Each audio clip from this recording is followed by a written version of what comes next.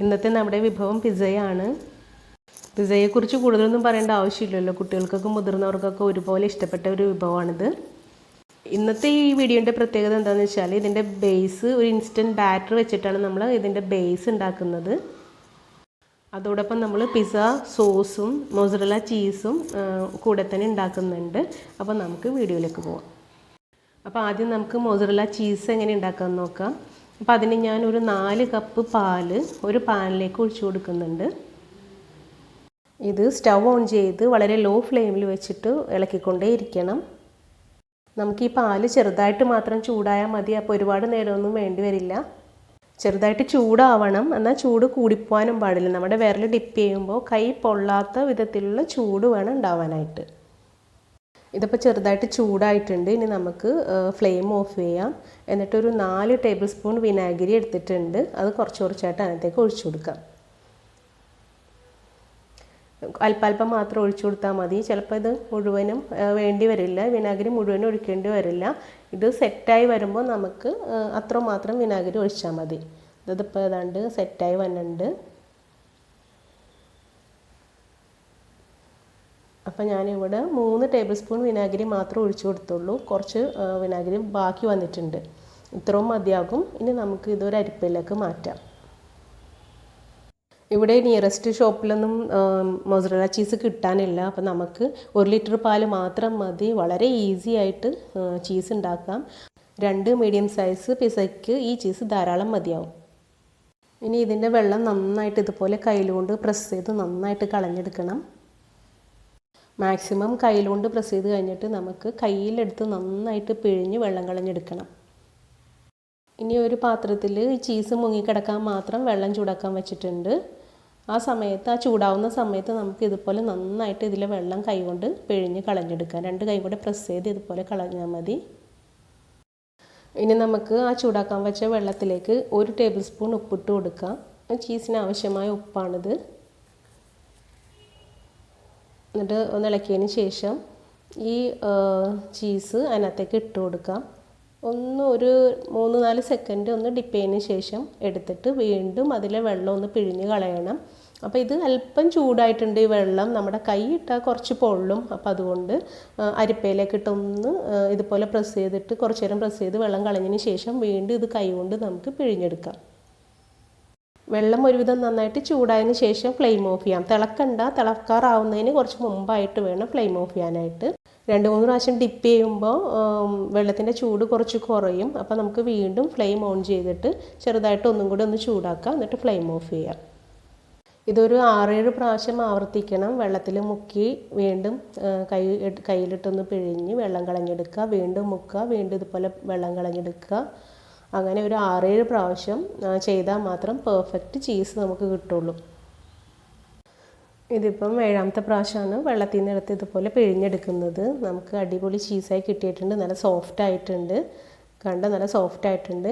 ഇതൊന്ന് സെറ്റ് ആവാനായിട്ട് നമുക്ക് കുറച്ച് തണുത്ത വെള്ളത്തിൽ ഇടണം. ഒരു 3-4 മിനിറ്റ് തണുത്ത വെള്ളത്തിൽ ഇട്ട് വയ്ക്കണം. അപ്പോൾ ഞാനൊരു ബൗളിലേക്ക് കുറച്ച് തണുത്ത വെള്ളം ഫ്രിഡ്ജിൽ വെച്ച് തണുത്ത വെള്ളം ഒഴിച്ചു കൊടുക്കണേന് അതിനകത്തേക്ക് നമുക്ക് കുറച്ച് ഐസും കൂടി ഇട്ട് കൊടുക്കാം. എന്നിട്ടേക്ക് ഒരു 4 മിനിറ്റ് നേരം നമുക്ക് ഇതിനകത്തേക്ക് ഇട്ട് വയ്ക്കാം. എന്നിട്ട് വീണ്ടും ഇതെടുത്ത് വെള്ളം പിഴിഞ്ഞ് എടുക്കാനുണ്ട്. അപ്പോൾ ഇതിൻ്റെ വെള്ളം നന്നായിട്ട് കളഞ്ഞതിന് ശേഷം ഒരു 2 മണിക്കൂറെങ്കിലും ഫ്രീസറിൽ സെറ്റാവാനായിട്ട് വയ്ക്കണം.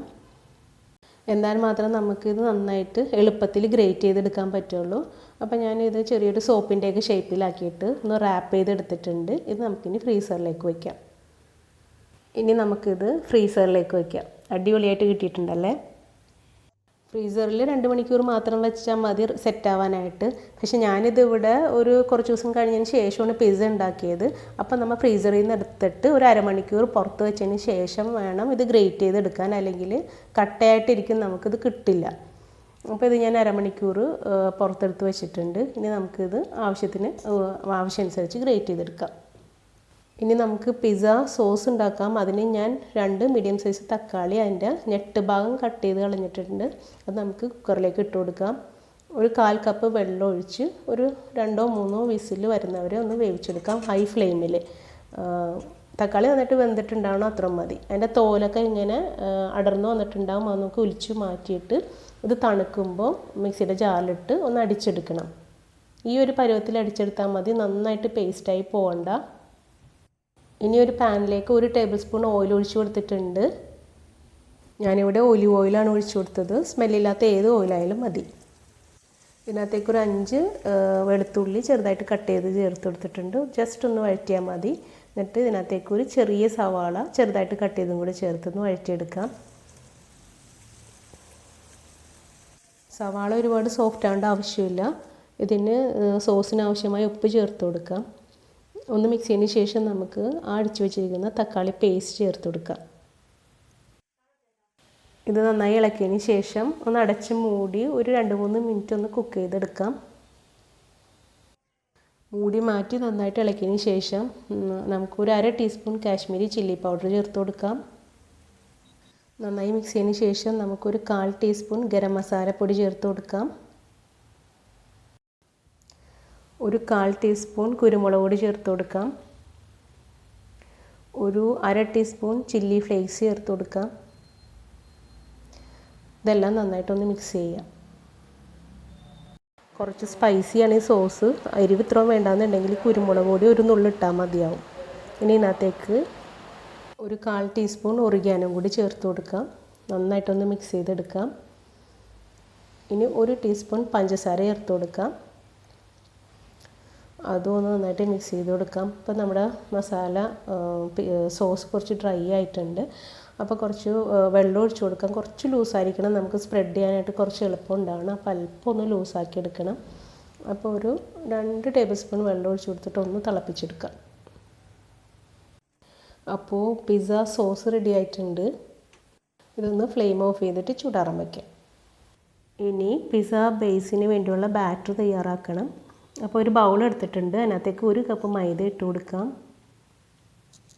ഇതിനകത്തേക്ക് 1 കോഴിമുട്ട പൊട്ടിച്ചിട്ട് കൊടുക്കാം. ഒരു 1/4 കപ്പ് സൺഫ്ലവർ ഓയിൽ ഒഴിച്ച് കൊടുക്കാം. ഒരു 1/4 കപ്പ് വെള്ളം, പച്ചവെള്ളം ഒഴിച്ച് കൊടുക്കാം. ആവശ്യത്തിന് ഉപ്പ് ചേർത്ത് കൊടുക്കാം. ഇനി ഇതെല്ലാം നന്നായിട്ടൊന്ന് മിക്സ് ചെയ്തെടുക്കാം. അപ്പോൾ ഈ വെള്ളം മതിയാവില്ല, നമുക്കൊരു 1/4 കപ്പ് വെള്ളം കൂടി ഒഴിച്ച് കൊടുക്കാം. എന്നിട്ട് ഒന്ന് മിക്സ് ചെയ്തെടുക്കാം. അപ്പോൾ നന്നായിട്ട് നമ്മൾ എത്ര മിക്സ് ചെയ്താലും നന്നായിട്ട് മിക്സ് ആവില്ല. അപ്പോൾ നമുക്കൊരു ബീറ്റർ വെച്ചോ അല്ലെങ്കിൽ മിക്സിയുടെ ജാറിലിട്ടോ ഒന്ന് നന്നായിട്ട് അടിച്ചിട്ട് വരാം. ഈ ഒരു പരുവത്തിൽ വേണം ബാറ്റർ ഇരിക്കാനായിട്ട്. അപ്പോൾ മൊസറല്ല ചീസും പിസ്സ സോസും പിന്നെ ബാറ്ററൊക്കെ റെഡി ആയിട്ടുണ്ട്. ഇനി നമുക്ക് പിസ്സ ഉണ്ടാക്കാൻ തുടങ്ങാം. അപ്പോൾ പിസ്സ ഉണ്ടാക്കുന്ന തവയിൽ നമുക്ക് കുറച്ച് ബട്ടറോ ഓയിലോ തൂത്ത് കൊടുക്കാം. എന്നിട്ട് അതിനകത്തൊക്കെ ബാറ്റർ ഒഴിച്ചിട്ടൊന്ന് എല്ലായിടത്തും ഒന്ന് സ്പ്രെഡ് ചെയ്ത് കൊടുക്കാം. അപ്പോൾ മിസാസ് കിച്ചൻ്റെ 2ാമത്തെ വീഡിയോ ഇതുപോലത്തെ ഒരു പിസ്സ റെസിപ്പി ആയിരുന്നു. ഈ ഒരു ഇൻസ്റ്റൻറ്റ് ബാറ്റർ വെച്ചിട്ട് തന്നെയായിരുന്നു ആ റെസിപ്പി. വേറെ 2 ഈസി പിസ്സ ബേസ് റെസിപ്പിയും കൂടി നമുക്ക് ഇടാനുണ്ട്. അതിൻ്റെ ഒരു വീഡിയോ ഇടാനുണ്ട്. അപ്പോൾ അതും കൂടെ എല്ലാവരും കാണണം. ഇനി ഇതിൻ്റെ മുകളിൽ നിങ്ങളുടെ കയ്യിലുണ്ടെങ്കിൽ ഒരു 3 ചീസ് സ്ലൈസസും കൂടി വെച്ച് കൊടുക്കണം. അപ്പോൾ നമ്മുടെ ഈ സോസ് സ്പ്രെഡ് ചെയ്യാനായിട്ട് കുറച്ച് എളുപ്പമായിരിക്കും. ബാറ്റർ കുറച്ച് ലൂസായതാണ്, നമുക്കിത് സ്പ്രെഡ് ചെയ്യാനും കുറച്ച് ബുദ്ധിമുട്ടായിരിക്കും. അവിടെ ഇവിടെയൊക്കെ ഇങ്ങനെ നമുക്ക് ഓരോ സ്പൂൺ വെച്ചിട്ട് വയ്ക്കേണ്ടി വരും. ഇതിപ്പോൾ നമുക്ക് കുറച്ച് ഇങ്ങനെ സ്പ്രെഡ് ചെയ്യാനായിട്ട് കുറച്ച് എളുപ്പത്തിൽ പറ്റും. അപ്പോൾ അതുകൊണ്ടാണ് ഞാൻ ആ ഒരു ചീസ് സ്ലൈസസ് അതിൻ്റെ മുകളിൽ വെച്ച് കൊടുത്തത് കേട്ടോ.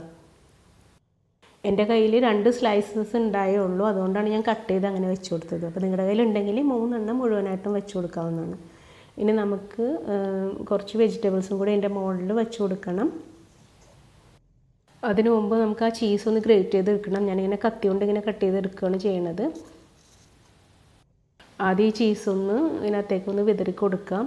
എന്നിട്ട് നമുക്ക് ആവശ്യമുള്ള വെജിറ്റബിൾസ് ചേർത്ത് കൊടുക്കാം. ഞാൻ ഒരു ചെറിയ കഷ്ണം യെല്ലോ ഗ്രീൻ ക്യാപ്സിക്കം, സവാള, തക്കാളി ഇതൊക്കെ കട്ട് ചെയ്തിട്ടുണ്ട്. ഇതെല്ലാം നമുക്ക് ഇതിനകത്തേക്ക് ഇതിൻ്റെ മുകളിലേക്ക് വിതറി കൊടുക്കാം. ഓരോരുത്തരുടെ ഇഷ്ടമനുസരിച്ച് ഡിസൈൻ ചെയ്ത് കൊടുക്കാവുന്നതാണ്. അപ്പോൾ വെജിറ്റബിൾസ് എല്ലാം ചേർത്ത് കൊടുത്തിട്ടുണ്ട്. ഇനി ഇതിനകത്തേക്ക് നിങ്ങളുടെ കയ്യിലുണ്ടെങ്കിൽ മാത്രം കുറച്ച് ചിക്കൻ ചെറിയ ചെറിയ പീസാക്കിയിട്ട് ഫ്രൈ ചെയ്തെടുത്തിട്ടുണ്ട്. മുളക് പൊടി, മഞ്ഞൾമുളക് പൊടി, മസാലപ്പൊടി, ഉപ്പ് ഇവ ചേർത്തിട്ട് ഒന്ന് ഫ്രൈ ചെയ്തെടുത്താണ്. അത് ഒരു നിർബന്ധമില്ല ചിക്കൻ ചേർക്കണമെന്ന്, വേണമെങ്കിൽ മാത്രം ചേർത്ത് കൊടുത്താൽ മതി, അല്ലെങ്കിൽ അത് ഒഴിവാക്കാം. ഇനി കുറച്ച് ചീസും കൂടെ അതിൻ്റെ മുകളിൽ വിതറി കൊടുക്കാം. അപ്പോൾ ഞാൻ ഉണ്ടാക്കിയ ചീസിൽ നിന്നും പകുതി മാത്രമേ എടുത്തിട്ടുള്ളൂ കേട്ടോ.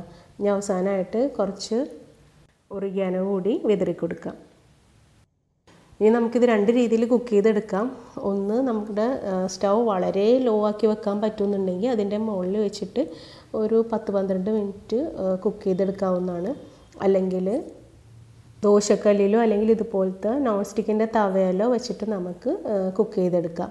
അപ്പോൾ ദോശക്കല്ലാകുമ്പം ഇരുമ്പിൻ്റെ അല്ലെങ്കിൽ അതുപോലത്തെ കല്ലിലൊക്കെ കുറച്ചും കൂടെ ചൂട് നന്നായിട്ട് നിൽക്കും. ഇപ്പോൾ ഇതിൽ അധികം ചൂട് അങ്ങനെ നിൽക്കില്ല. ഇതൊരു പത്തിരി തവയാണ്, പത്തിരി ചുടുന്ന തവയാണ്. അപ്പം ഇതിനകത്ത് നമുക്ക് മീഡിയം ഫ്ലെയിമിൽ വെച്ചിട്ട് വേണം കുക്ക് ചെയ്തെടുക്കാനായിട്ട്.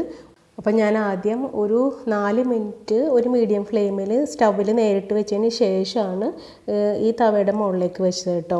സ്റ്റൗവിൽ നേരിട്ട് വെച്ചാൽ ഒരു പക്ഷേ ഒരുപാട് ഓവർ കുക്കായി പോകും, അതായത് അടി കരിഞ്ഞു പോകാൻ സാധ്യതയുണ്ട്. അതുകൊണ്ടാണ് ഇങ്ങനെ ഒരു ചെറിയ ചൂട് വരാൻ വേണ്ടി ഇതിൻ്റെ മുകളിൽ വെച്ചിട്ട് പിന്നെ കുക്ക് എടുത്തത്.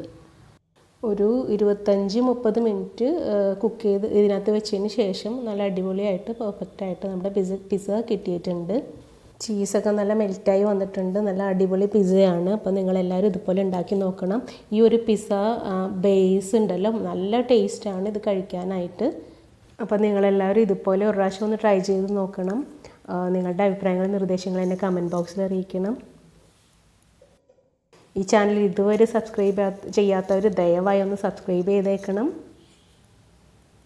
ഈ വീഡിയോ നിങ്ങളുടെ ഫ്രണ്ട്സിനും ഫാമിലിക്കും ദയവായി ഒന്ന് ഷെയർ ചെയ്യണം.